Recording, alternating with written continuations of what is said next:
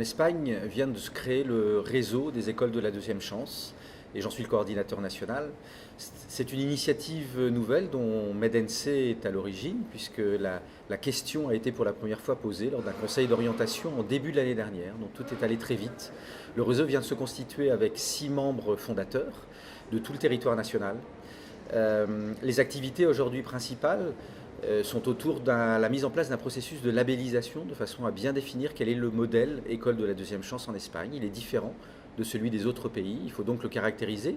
Sur la base de cette caractérisation, il est important d'intégrer de nouveaux membres au-delà du premier cercle des 6 membres fondateurs, de façon à élargir et avoir une représentativité nationale et une crédibilité.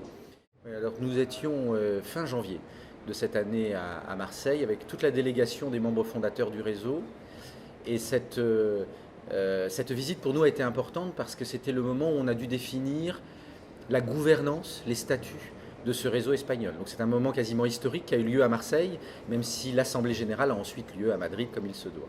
Donc ça a été pour nous un moment fondateur et qui donne à ce réseau espagnol une dimension, dès le départ, de coopération méditerranéenne.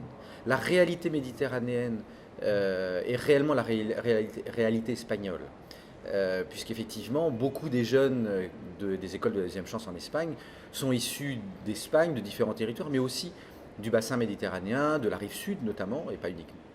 Donc pour nous, cette coopération, elle est structurante, et le fait de d'avoir fait cette visite à l'école de Marseille nous a permis d'établir un axe entre le réseau français et le réseau espagnol naissant, qui va être pour nous essentiel, notamment sur des problématiques comme la labellisation, qui sont des problématiques centrales, complexes, que le réseau français a travaillé maintenant depuis plus de 10 ans.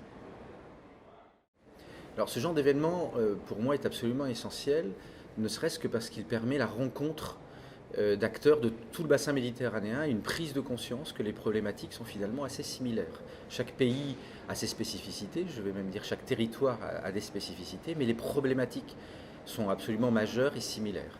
La deuxième chose, c'est que c'est un point d'inspiration pour ces acteurs-là. Et je disais précédemment que le réseau espagnol est né d'un moment comme celui-là. Donc pour moi, c'est très important de se rencontrer et de repartir inspiré avec une énergie renouvelée. Et puis cette énergie, elle doit être utilisée pour aller dans l'action. Et ce sont souvent des événements qui permettent de concrétiser une volonté d'action et ensuite de la mettre en œuvre dans la suite.